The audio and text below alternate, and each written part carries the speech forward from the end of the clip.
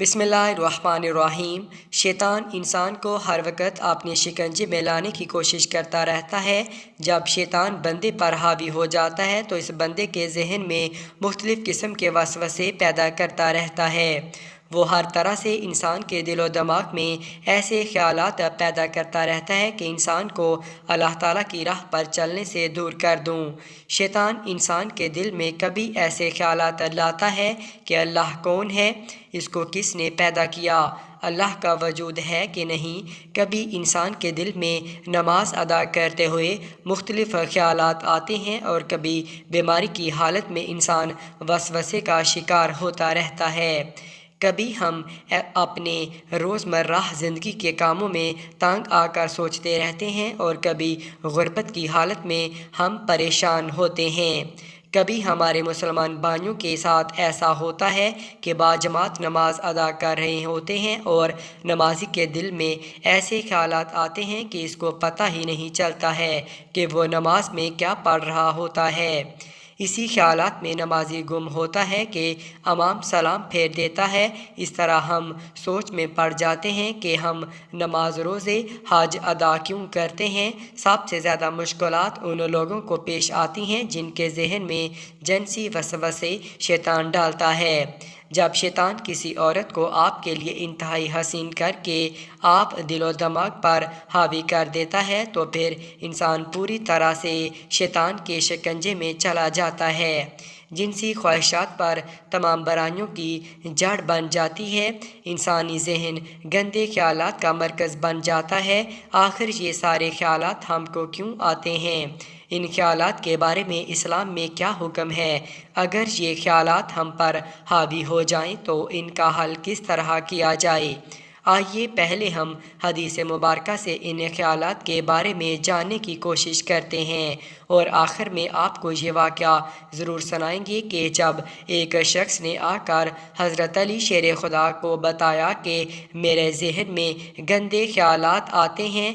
नाज़रीन गिरामी, हज़रत अबू हुरैरा रज़ी अल्लाह ताला अन्हु से रवायत है कि सहाबा इकराम रज़ी अल्लाह ताला अजमाइन में से कुछ लोग नबी करीम सल्लल्लाहु अलैहि वसल्लम की खिदमत में हाजिर होकर अर्ज़ करने लगे कि हम अपने दिलों में कुछ ऐसे ख्यालात पाते हैं कि हम में से कोई इनको बयान नहीं कर सकता। आप सल्लल्लाहु अलैहि वसल्लम ने फरमाया, क्या वाकई तुम इसी तरह पाते हो, यानी गुनाह समझते हो? सहाबा इकराम रज़ी अल्लाह ताला अजमाइन ने अर्ज़ किया, जी हाँ।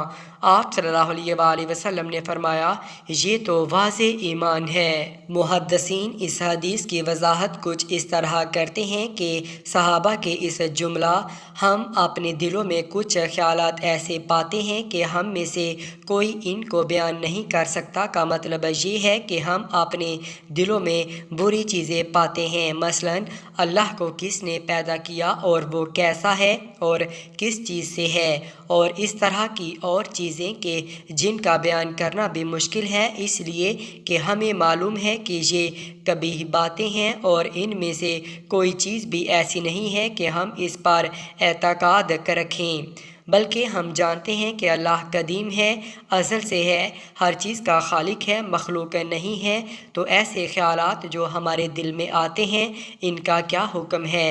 तो आप सल्लल्लाहु अलैहि वसल्लम ने ये जवाब दिया कि ये तो सरी ईमान है, इसलिए तुम इस वसवास को दिल में पाने के बाद झड़क देते हो और इसको बुरा समझते हो, तो ये तुम्हारे ईमान की अलामत है। लिहाजा इन ख्यालात और वसवसों से परेशान ना हो और इनका इलाज ये है कि इनकी तरफ बिल्कुल ध्यान ना दिया जाए।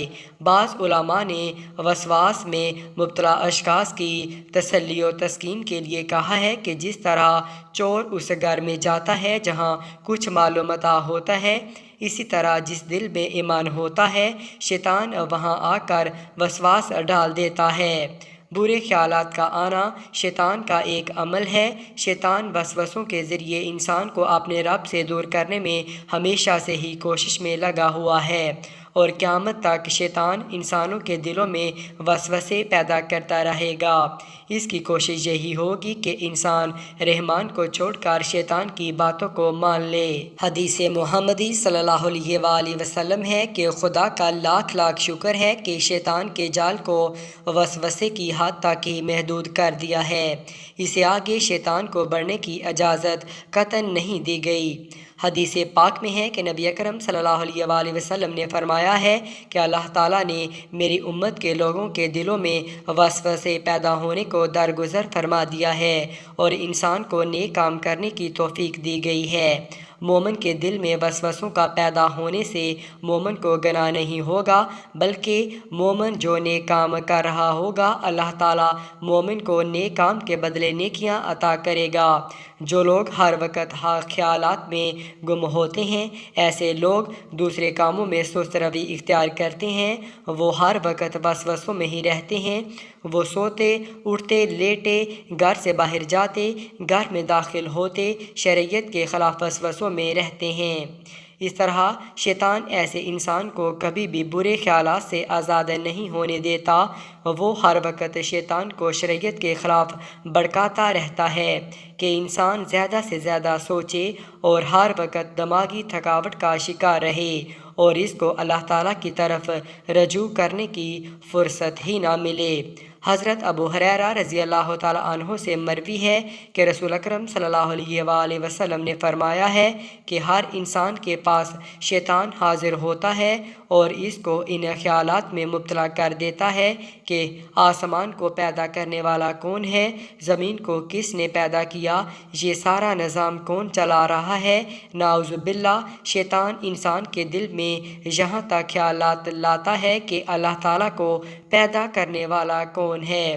اگر انسان پر شیطان اتنا حاوی ہو جائے تو اس شخص کو چاہیے کہ اللہ تعالیٰ سے دعا کرے، اے اللہ مجھے شیطان مردود سے چھٹکارا عطا فرما۔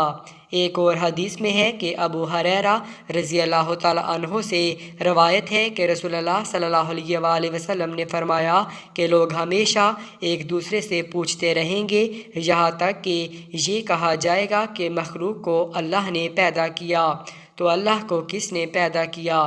تو جو آدمی اس طرح کا کوئی وسوسہ اپنے دل میں پائے تو وہ کہے میں اللہ پر ایمان لایا۔ ایک روایات میں یہ اضافہ ہے کہ اللہ اور اس کے رسول صلی اللہ علیہ وآلہ وسلم پر ایمان لایا۔ یہ بات یاد رکھیے کہ شیطان انسان پر اس وقت بہت زیادہ حاوی ہو جاتا ہے جب ہم اپنے ایمان کا دامن چھوڑنا شروع کرتے ہیں۔ ہم کو چاہیے کہ ہم اللہ تعالیٰ کی عبادت میں اتنا مشغول ہو جائیں کہ شیطان خود بخود ہی بھاگ جائے کہ یہ مومن میرے شکنجے میں آنے والا نہیں ہے۔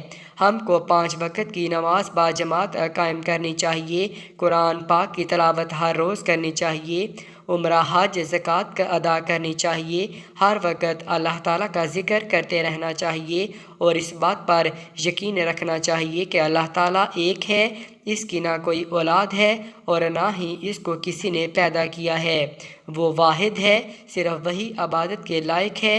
حضرت محمد صلی اللہ علیہ وآلہ وسلم اللہ کے آخری نبی ہیں۔ زندگی اور موت دینے والا صرف اللہ تعالیٰ ہی ہے۔ حرام کمائی سے اجتناب کریں، حرام کی کمائی کھانے سے بھی شیطان انسان پر حاوی ہو جاتا ہے، اس لیے ہم کو حرام کی کمائی سے بچنا چاہیے۔ اگر یہ باتیں ہمارے ذہن میں چھا جائیں تو شیطان کبھی بھی ہم کو شرک جیسے خیالات میں نہیں ڈال سکتا۔ ایک دفعہ ایک شخص حضرت علی رضی اللہ تعالیٰ عنہ کی بارگاہ میں حاضر ہوا اور کہنے لگا، اے علی رضی اللہ تعالیٰ عنہ، مجھے ہر وقت برے خیالات آتے رہتے ہیں، میں ان سے کس طرح چھٹکارا پا سکتا ہوں؟ حضرت علی رضی اللہ تعالیٰ عنہ نے فرمایا کہ حرام کی کمائی اور حرام کے کاموں سے ہمیشہ اجتناب کرو، کیونکہ حرام کی کمائی اور حرام کاموں کی وجہ سے بھی انسان کے دل میں برے خیالات آتے رہتے ہیں۔ جب بھی تم حلال کی روزی کھانے کے لیے اپنے دسترخوان پر بیٹھو تو یا غفور یا اللہ یا رحمان پڑھ کر پھونک مارو۔ اگر آپ اس عمل کو اپنا لوگے تو تم کو برے خیالات آنے بند ہو جائیں گے۔